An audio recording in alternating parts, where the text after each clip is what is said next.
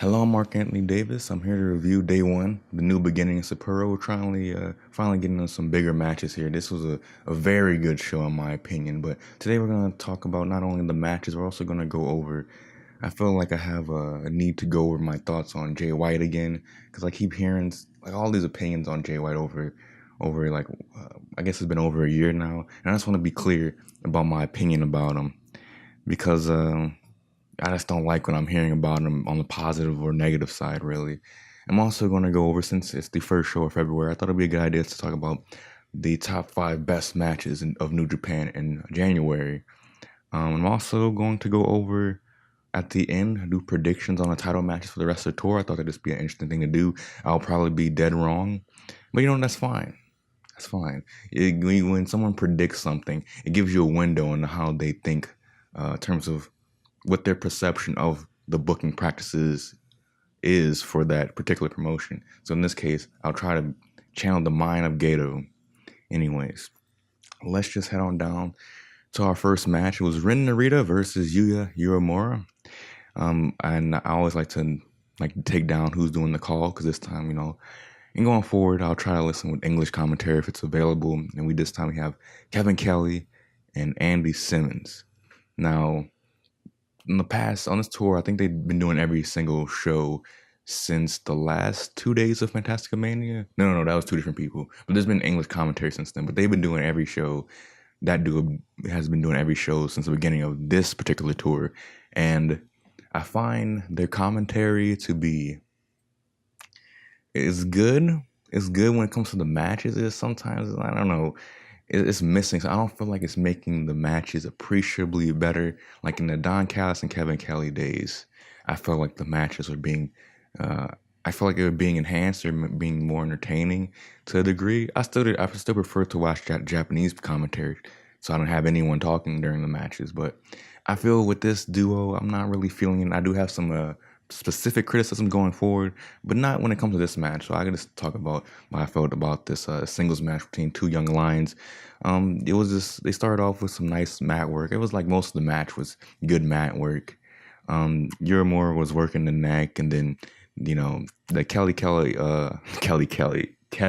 Did I say Kelly before? Anyways, Kevin Kelly was talking about, he's like trying to illustrate with his words how much pain I think Uemura was applying with a certain head scissors or some type of neck hold that he had Ren in. And I think Andy was like pointing out how, have you ever took one of these holds before? And Kevin Kelly was like, yeah, I heard that Gordon and Soley would go and talk to the wrestlers and put the holds on me, so I know how to describe it to the fans. And Kevin Kelly said, I did that as well, and it was 2 to 3 hours of pure agony. I thought that was a pretty interesting anecdote, so I feel like to share. It's not too much else to say about this first match besides Uemura. If you have been watching these matches before, you know that Ren Narita won with a fantastic belly to belly with the pin in like a tag match in the last show. This time Uemura denies it, and I thought, oh, that was good. That was good, and I feel like everything from top to bottom on this show, and I've always kind of knew this, but from top to bottom, it's always, even if you're watching these shows that are basically house shows, that most people, I guess, are not going to watch. At least if you're English, most people are not going to watch them. You're English speaker, I should say. It's not really meant for your viewing. But if you keep up with absolutely every single aspect of it, they do reward you with stuff like this. Like if you're even paying attention to the open young lion matches, you still get rewarded with stuff like that. At least that's the way I interpret it. But eventually Narita was able to hit that belly to belly with a bridge. It looks fantastic. It was very impressive. Like he killed the fucking guy. And he was able to beat Uemura. I said it was a good match, but I can't say I learned anything new I already didn't know. I think very, very highly of most of these young lions. I haven't. There hasn't been any that I've particularly been down on. Maybe because of age. Sometimes I think like Oka. I haven't seen him in a while. I think he might be on excursion somewhere. I don't know. But I think Oka's like in his 30s. At least he looks like he's in his 40s. But the only reason, like, they train these guys pretty well to have pretty good potential. They'd be decent wrestlers, if not in New Japan, somewhere. They give them a good base, I feel. And these are two damn good ones. I hope they keep them for a long term. And That's the whole point.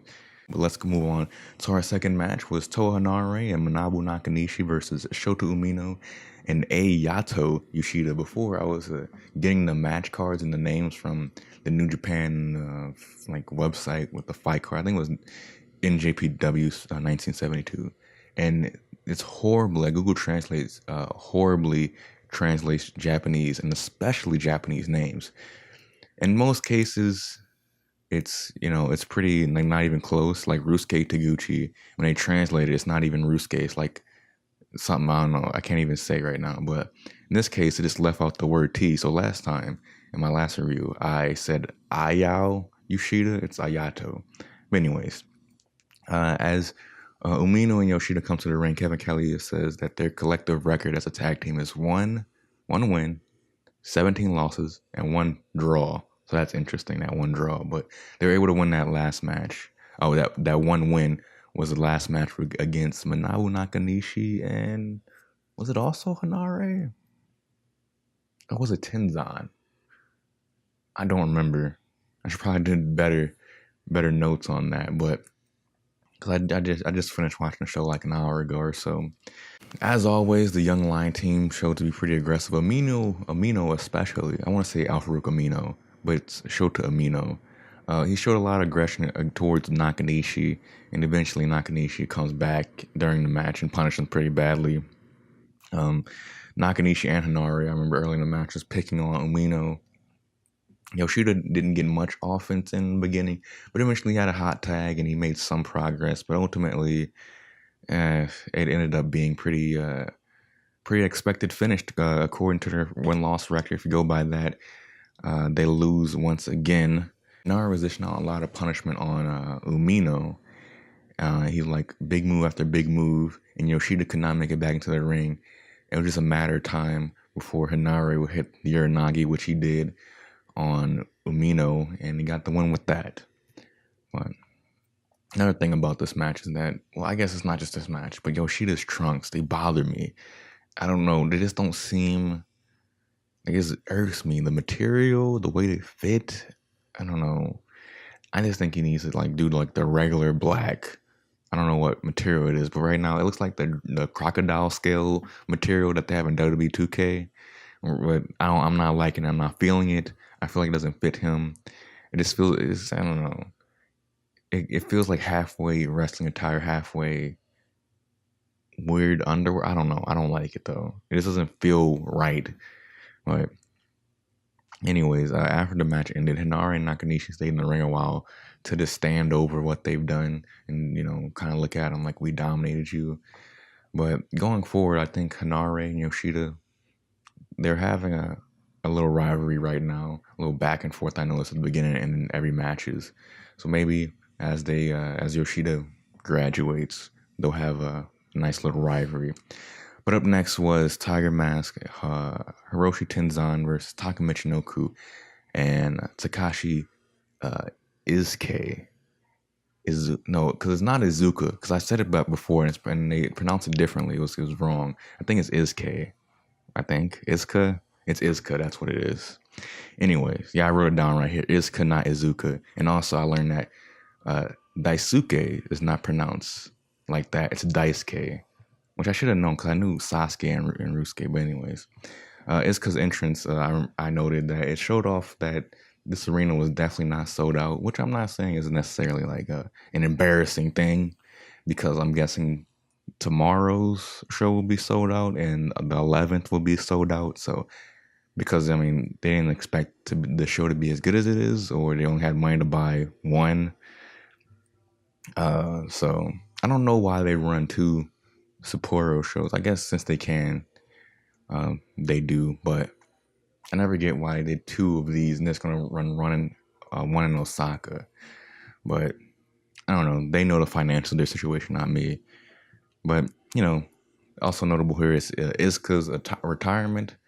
He's retiring on the 21st, and he's going to have his own retirement show on the 21st. Someone else had a retirement. I think it was a Giant Baba Memorial plus someone retirement show that happened sometime this week, or is going to happen sometime this week.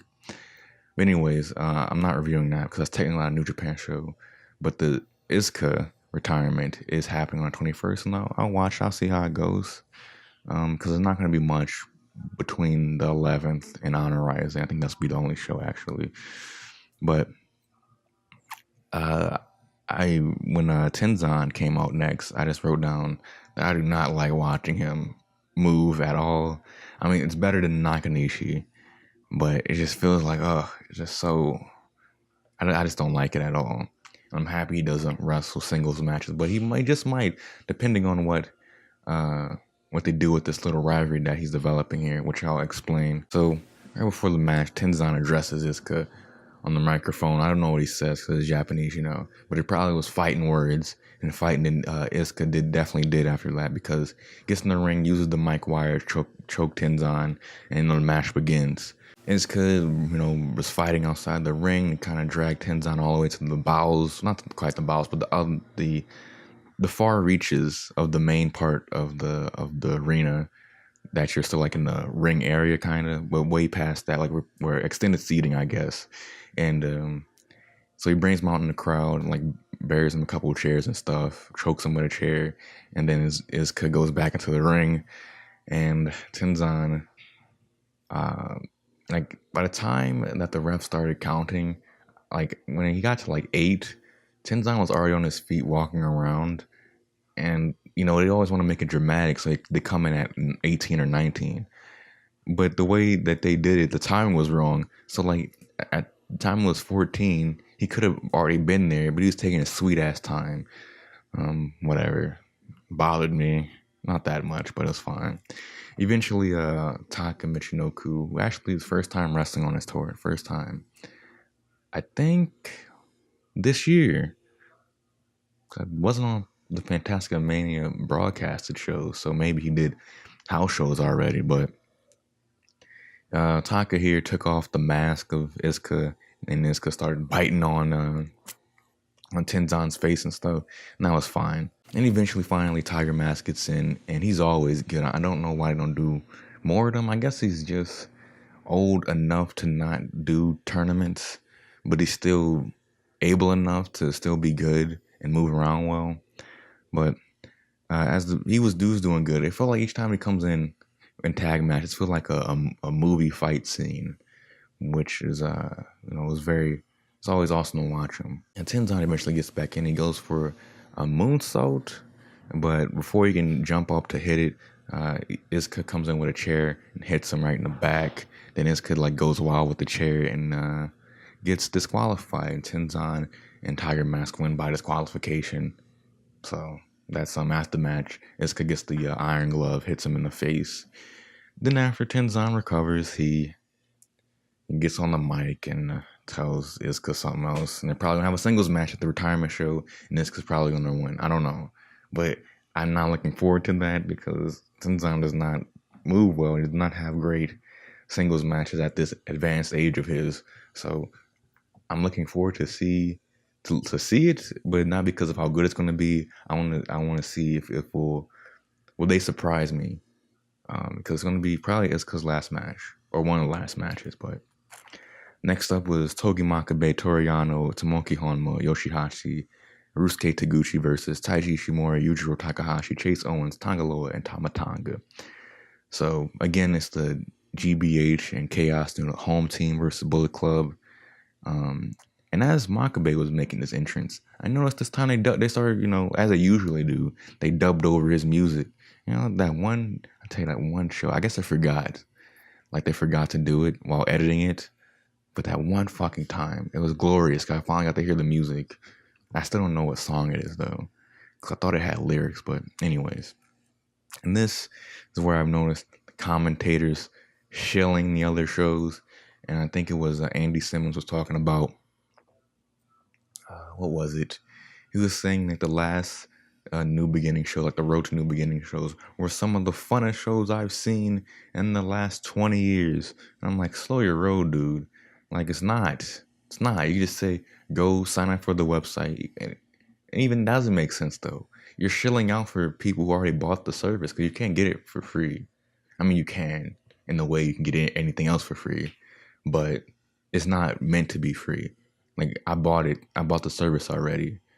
Why are you giving me a commercial? It's like saying with the WWE Network. I don't get it.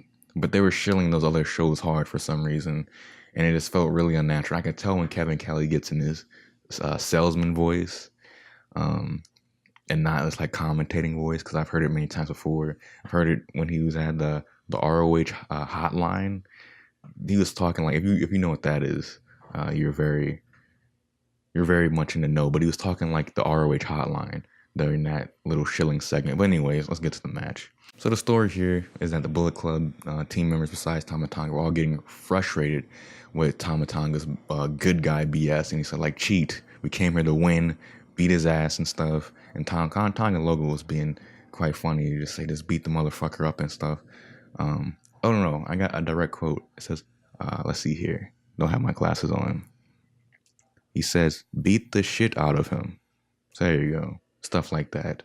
You know, Giotto was there. I think he hit Hanma as he was trying to go for the headbutt. Once again, hits him in the back with a kendo stick. He never learns.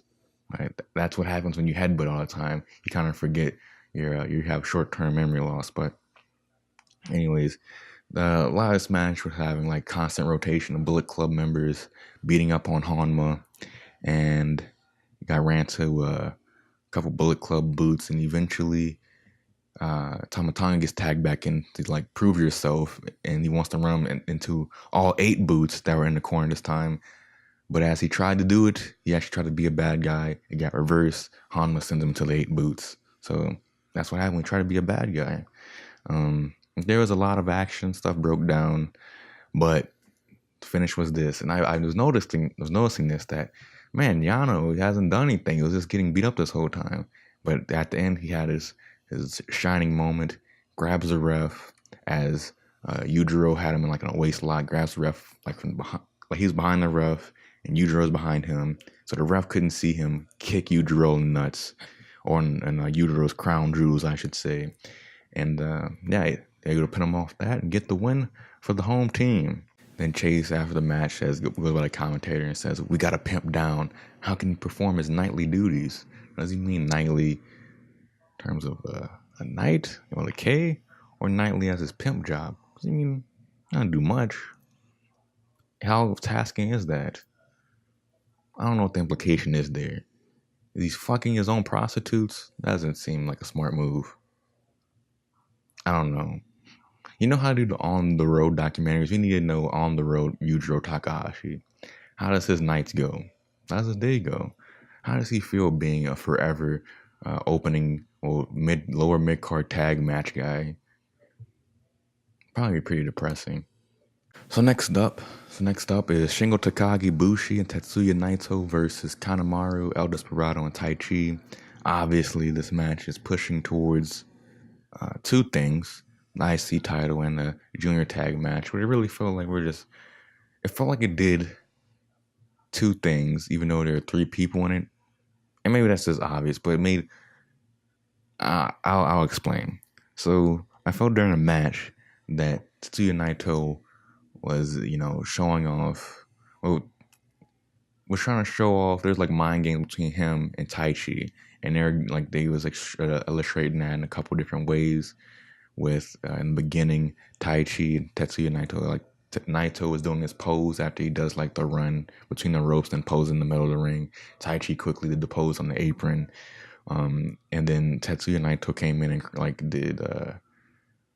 Was very impressive. Like he Hurricane Rana'd Kanemaru, did like a single leg drop kick and a bunch of stuff to El Desperado, and it was pretty impressive. He took him down pretty quickly, and behind him, like the way they shot it, you could see Naito's like facing the camera, but behind him, behind the ropes, was Taichi just looking at him. And I thought that was a really good shot to illustrate what's happening here. Is that Taichi is extremely way over his head with this, and I'm looking forward to him, him eating shit tomorrow. I believe it's tomorrow. Yeah, it is. But also the other thing that this match achieved is just trying to make Shingo like just more getting connected with Shingo, because he didn't like dominate, but he got beat up a fair bit. But it made you, when someone's selling a lot, you kind of start to get emotionally involved. Either like you're happy that the guy's getting beat up, or you're like you get sympathetic towards him. So they're trying to get sympathy on him, and I think it worked because Bushi was not really a main part in this match. He was just getting mostly outside doing nothing. So, but the finish of the match was the Lij team losing with Taichi killing Bushi with a Saito suplex on top of his, it looked like on top of his head. The way the camera was angled, I couldn't tell exactly, but he got killed, and it was enough for him to win. Pretty good match. I enjoyed it, and of course, Taichi's not going to win the IC title. That's ridiculous. But on to the special singles matches to build up the heavyweight tag titles. We first off had Sonata versus Suzuki. All I gotta say is go watch this if you for some reason you will watch the review but not actually watch the show. You need to. It's great. It was a great match. I didn't comment this on this before, but Suzuki's entrance and had like a little on the Titantron, they had like the picture book of violence. That's what I'm calling it. And I really like it. Anyways, it was to build up these tag titles. I'm liking what they're doing. I think it's a fine way to get more singles matches on the show. So I don't know how long they've been doing this because I haven't noticed it before. Because I guess the people who usually challenge for the title were not people you really clamored to see in singles matches. But here, these are like 4 singles wrestlers. It makes perfect sense. But in the beginning of the match, they're playing off the fact that Sonata wants the Paradise Lock, to kind of embarrass him, and then you can drop kick him in the butt. But Suzuki was trying to prevent that the whole time, trying not to get humiliated. But eventually, Sonata does lock it on. And you tried for like, I don't know, like the first, I don't know, I guess 5 or 7 minutes to get that on. And it's feeling like, man, this is going to be your downfall. You're wasting all this time trying to put this lock on. That's not even that actually effective, But he does get it on. He does drop him in the butt. And everyone goes crazy because, we weren't expecting that. We didn't know, like, this guy was so serious to be in such a ridiculous hold. And even Milano Collection AT had a thumbs up. I approve of that. Exactly what he wanted. It was cool though. Suzuki got very angry, and from that point for the rest of the match, it was a lot of stiff forearms and slaps and exchanges, and it was just great. It was Minoru Suzuki, one of hers. I should never have said that. One of his, more stiff performances. Story really was Suzuki. I mean, was Sonata going to be able to hit his moonsault? Or like a moonsault into the sleeper, and it felt like every time he got it on, it was he almost had it or he slipped out of it, and Suzuki was able to like slip out of it. And whenever Suzuki was on offense, he kept laying on those stiff forearms and stuff. And was Sonata's gonna back down from all the heavy strikes, but so that Sonata did fight back. He had a nice little exchange with the boom boom, like with the left and the right. Usually don't do that. It's just strictly the right arm striking, but he did the exchanging, the alternating forearms, and since Sonata showed ample fight, which I liked the progression of that story, but Suzuki was too much for him. Eventually, he started slapping him in the face pretty hard, about to knock him out. Got him in the sleeper a couple of times. The first time, puts him in the sleeper, tried to transition to the power driver, and didn't work out. Reversed to a back body drop, and after a couple of times, he finally got the sleeper in, knocks him out, but again, was not able to get the Gotch power driver. It ended up being like this pretty nice exchange, this nice sequence, I should say, and it just seemed like it was going like pretty fast for Suzuki standards, and it ended with a Gotch power driver right on Sonata's head, and Suzuki won. But what I don't get, I understand him beating Sonata, because it felt like this is not the end of their feud. They're probably going to fight again in G1. It's like they just fought in G1 last year. But so I have no questions about that from a storytelling or booking perspective. What was that goddamn victory music? He beat the guy, and it wasn't playing the Katsei Ninare song. It was playing some random stuff, but honestly, maybe he's been playing it the whole time and just didn't have a good ear for it. Next up was Evil versus Zack Sabre Jr. This one was very good. It was it wasn't. I feel like this one should probably went on before the Suzuki Sonata match, but it did not disappoint all the same. It was a little bit. It was a little slower pace, with the holds and stuff. But it didn't. It didn't. I never was bored. It never bothered me. I thought it was very good. I could use a little more stiffness or more power. I don't know. I don't have a complaint from this match or a way I can make it better. I just think it was as good as last match, but I guess I'm starting off reviewing this match on a negative note, which is not it's not good. But again, we start off with Taka Michinoku's useless ass promo. Get out here! He's gonna tap you out. I hate it. Well, I don't hate it. It's just like it's not. There's very few things in life. I mean, just forget wrestling. Very few things in life I feel is worth the energy of pure hatred. So I don't want to use that word that lightly because I don't hate it. I'd rather it not be there. It's a waste of 15 to 45 seconds of my life. So again, useless promo. Well, I like Zack Sabre Jr.'s swagger. Chair just popped there. But like I was saying, I like his swagger. He walks like a racehorse. I don't know if that makes sense, but he kind of walks like a horse. I don't know. Like that's kind of his swagger. Like whenever I look at his legs, I think, horse, a very proud horse. I don't know. That might not even make sense to you, but anyways, the match kicks off. Evil's using his power, trying to prevent the holds. He had him like in the stretching his arms back with his knee, his back, stretching his arms back like this, trying to stretch those pecs. I just realized how not flexible my pecs are. It's not great. Because, not thinking of it. He had him stretched out pretty good. Then again, Zack Sabre is quite the limber athlete. It makes me jealous. But eventually, Zack gets some progress. He eventually gets out of the hold. After it took him a long time to get out of that stretch, but eventually used his legs to get out. Puts Evil in some holds, and they have, I'm trying to go off the top of my head here, but I guess the main thrust of the story is that Zack Sabre Jr.'s holds this time after Evil has lost to him so many times. Evil knew how to get out of him, or at least prevent him, and he was able to use his power to finally get the win over Zack Sabre Jr. So this tells me not only does this even up the series, like it's 1-1 on the singles matches for these two teams. So it's like it's going into the match. You don't know who exactly is going to win. But this particular win over Zack Sabre Jr. tells me that they're probably not going to be in the same block for the G1. Or if they are in the same block, does that mean Zack Sabre Jr. wins again? But in my opinion, I just think that means they're not going to be in the same block for G1 this year.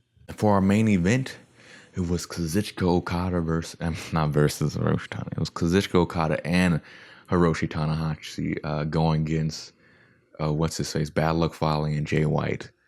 Now going into this, I felt like this would be a main event in name only, because it's a tag match. You had this two singles match. I always feel like a singles match will be the main event, especially when the tag main event is not between two tag teams. But boy, when I really start thinking about it, just past the match type, these are three main eventers, and Bad Luck Fale, who was always he was constantly once a year or once every 15 months, 18 months, is in the main event somehow.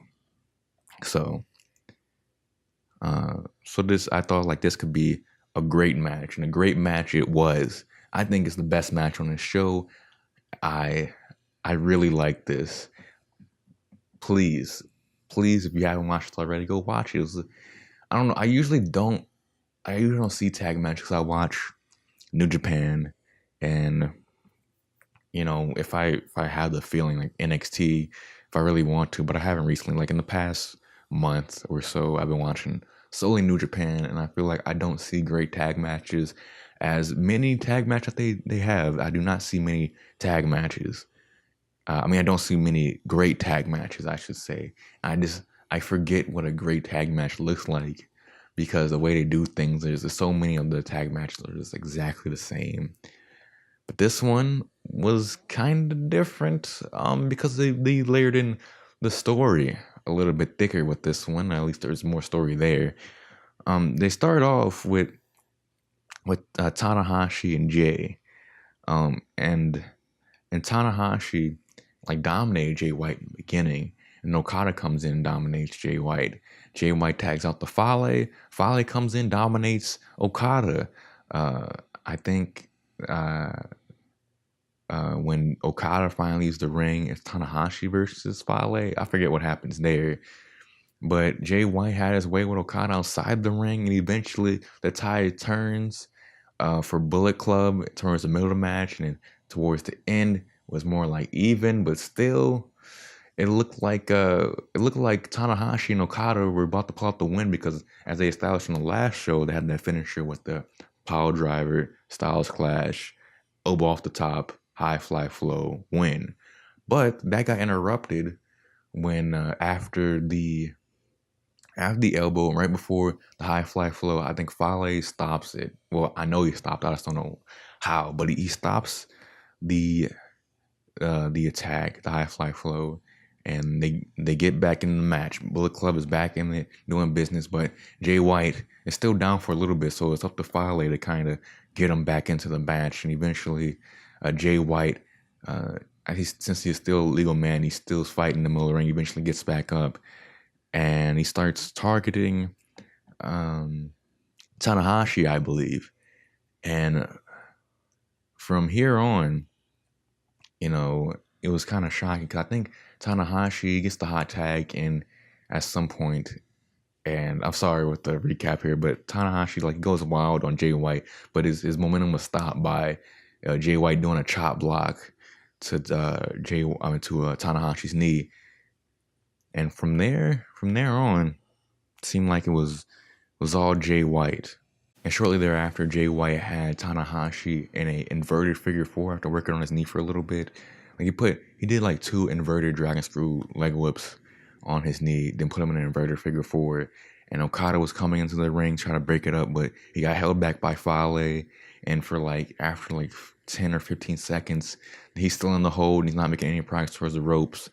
But Okada is still trying to fight to come in. And there's no way Tana's going to tap out here. There's no way. But that being said, Okada got away from Fale, but then Geto was there to hold him outside the ring. And then after a little bit of time, Okada beats him off. Oh, I shouldn't have said that. He gets him off. No, wrong word. Okada staves him off. Yeah, that's better. He keeps him away from holding him back. And then Okada gets back in the ring, but Fale's still there. And Fale eventually grabs hold of him, and Tana is still stuck in that inverted figure four this whole time. And they leave. And the camera shot was very nice on this. They kept you in view, the main part of the view was Jay White doing the inverted figure four on Tana. You could see Tanahashi in pain. He could barely move to the ropes. And in the background to the side, you could see Okada struggling to get back in and him getting fucked on the way there. And eventually, he gets inside the ring, but Fale was there to hit Bad Luck Fale, crucifix powerbomb. And you're like, God damn, he is going to tap. And shortly thereafter, that Bad Luck Fale, Tanahashi taps because he could not make any progress. And I was like, wow, they actually did that? They actually tapped, Jay White actually tapped Tanahashi out. I could believe it honestly because I saw it, but I was like, I was not expecting that. And I was like, they went for the least safe way of doing a finish for this match. I'm very happy they not pussyfoot around with a finish this match. I'm thinking, who's going to take the pin here? Because if Tana or Okada pins Fale, that kind of takes away from the Okada Fale match, because we already have a feeling that Okada's going to win that match, but we got to at least have, we have to have some belief that there's he's in trouble if they're going to have a 20-minute match, let's say. And then why would you pin Jay White if he's a challenger? Or would they do a DQ in the main event? I don't think they would do that. That would be pretty horrible.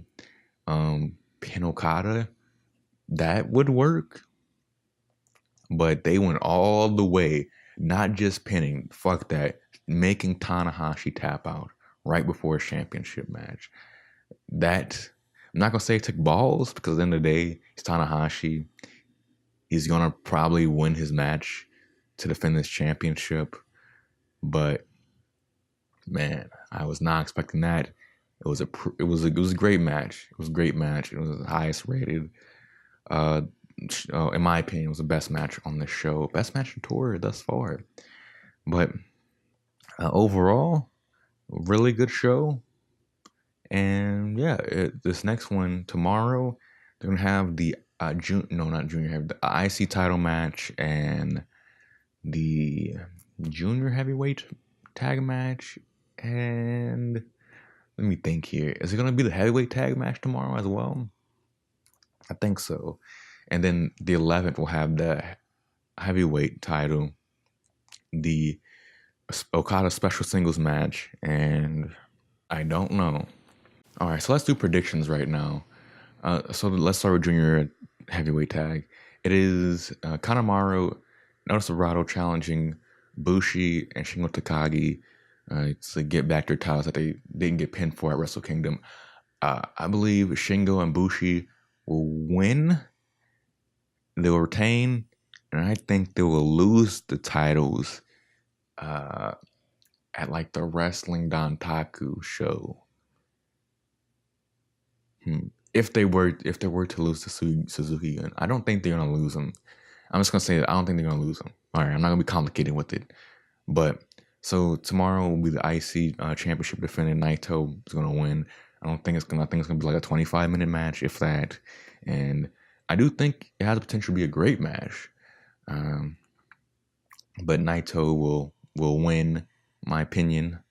Let's see, the heavyweight tag title match. I don't know if it's gonna happen on the 11th or the 3rd, but I do think that Evil and Sonata will retain. Let me think. Let me think about that. I mean, to me, it's a toss up. I don't know, but I do think that Suzuki has to get something out. Like the Suzuki Gun has to get something out of this feud right now. So, you know what? Fuck it, I'll say it. I think Minoru Suzuki and Zack Sabre Jr. will win the tag titles, and because this feud, I don't think it's gonna be over anytime soon. So I think they'll win those tag titles. But I think Shingo, Bushi keeping their tag titles, and Naito definitely keeping that IC title until Minoru or Zack challenges for it. Actually, that'd be fucking great. So, yeah, I think Minoru and Zack will hold the titles until probably April or something, and then yeah, they'll probably lose it then. Let's see. The U.S. title, to my knowledge, is not being defended. The never open weight title is also not being defended. I think Ospreay might be injured, actually. I don't know. And then IWGP Heavyweight Championship, even though I'm not saying this because it's so shocking, it's unfathomable that Jay White cannot beat the great Hiroshi Tanahashi, that guy already beat already and may tap out today. It's not that I think that Jay White can't feasibly do it from what they established already. I think they can. It wouldn't be a shock. I hate the phrase switchblade, not hate. It's turning into hate. It's the more people use it, the more at least the commentators use it. I do not like it. The switchblade shock, because it's not a shock. It would not be a shock. Okada, that was a shock. But Jay White is not a rookie anymore. And even in his quote-unquote rookie year as an established guy and no longer a young lion, he beat ass pretty good. And if you beat Okada, you can beat anyone. If you beat Okada in 15 minutes or less, you can literally beat anyone. So I don't see how that a shock. Like, it'd be a shock if I beat Hiroshi Tanahashi. But even with that being said, I still think Tanahashi will successfully defend the championship, and he will move on. Probably, I heard the idea bat around of Tanahashi Okada at the Madison Square Garden show. I would love that. I don't think Jay White should be main eventing that show. I think it should be Tanahashi Okada. Give people the products that the two people who made this product put it on the map. I'm not saying they made New Japan, but I'm talking about this current generation was on their backs. As much as people came in for Kenny Omega, I think these two people are the real value of New Japan. They're the crown jewels of New Japan. Kenny Omega's, Jay White's, MVPs, that's a deep cut, can come and go.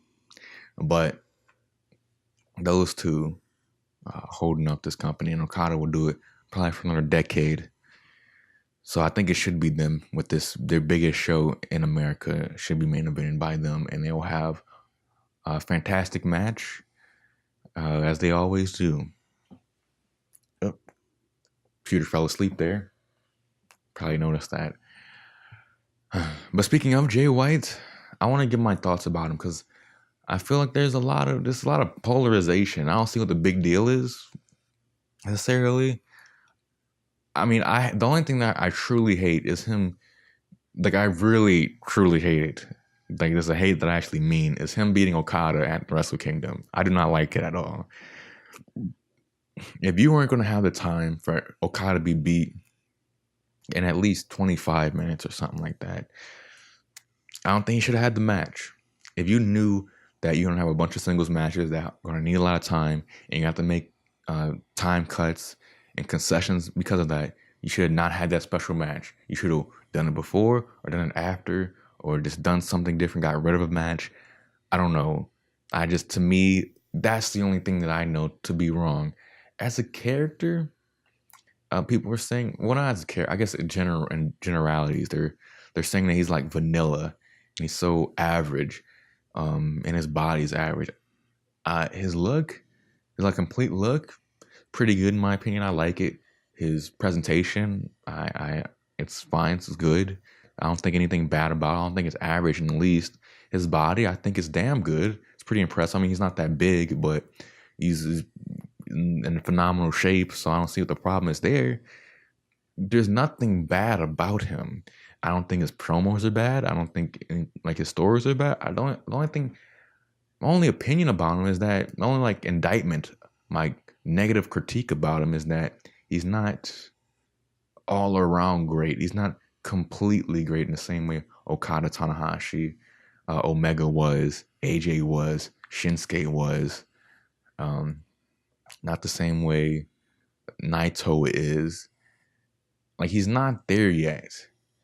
And I feel people get a little bit angry that he's not there yet.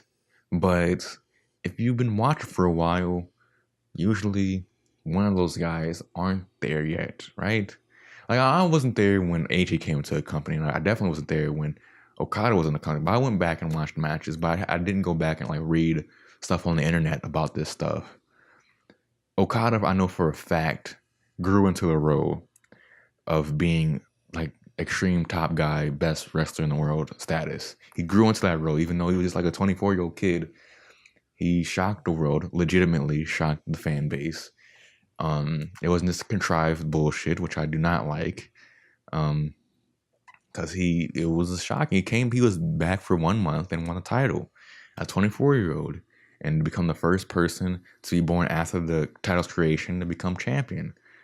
Ushering in a new era. Definitely was.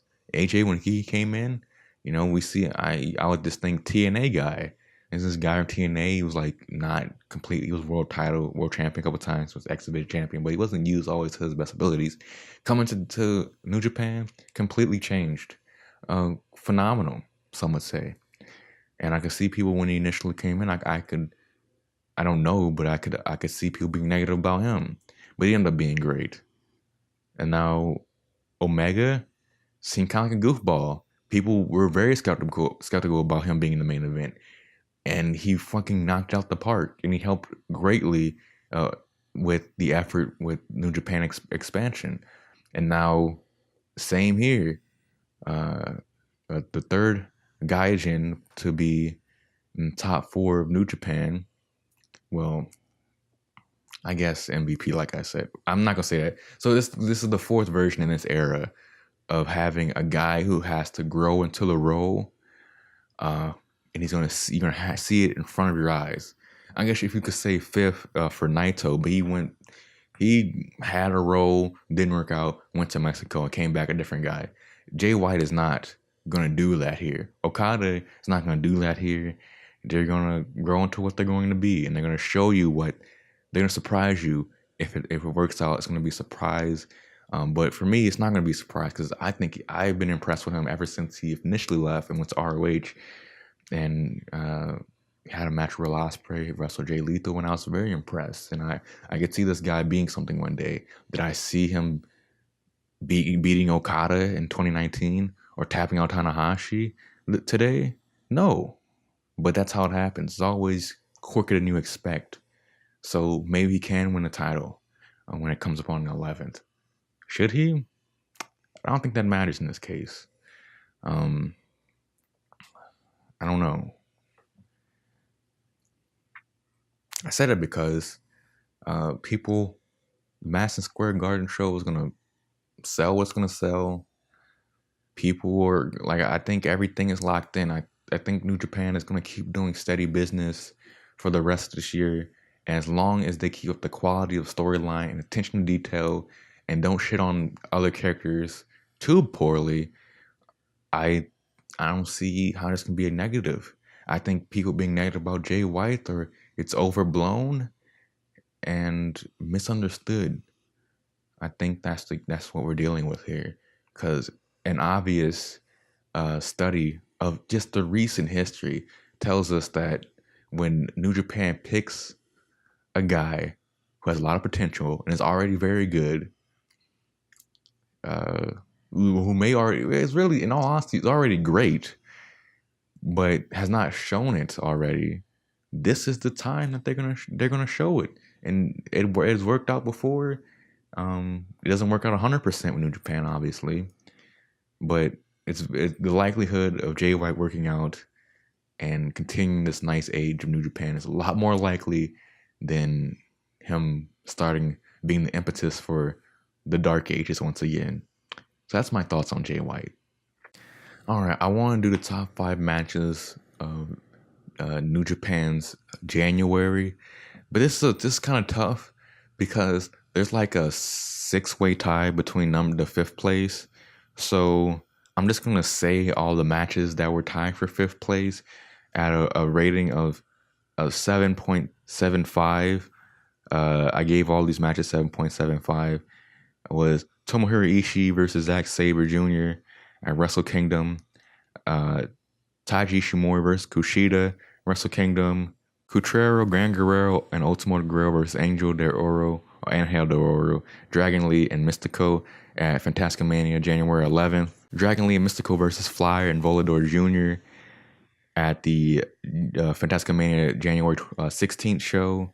Aldaz and Flyer versus Templario and Barbaro Cavernario, Fantasticmania January 21st. Also, same day was Angel de Oro, Atlantis, and Teton versus Cutrero, Sanson, and Forestero. Also the same day, Sabarano Jr., Dragon Lee, and Mystico versus Gran Guerrero, Ultimo Guerrero, and Namahagi. And the main event of that same show was Volador Jr. and Caristico, which also had the rating of 7.75, in my opinion, obviously on my scale. So that all those matches were tied for 5th place of the matches of the month, in my opinion. And you think I'll just pick one, but I all gave them the same ratings. But so number 4, Tetsuya Naito versus Chris Jericho for the IC Championship at Wrestle Kingdom. I gave my opinions on this match before. I gave the match an 8 out of 10. I thought it was great. I didn't like it as much as maybe other people did. I don't know what other people rated it, but I thought it was one of Chris Jericho's better matches. And it perfectly ended that story, in my opinion. I was very satisfied, and it's a match that I think one of these days I'll go back and watch again, just to go understand it again. Because I didn't watch the whole.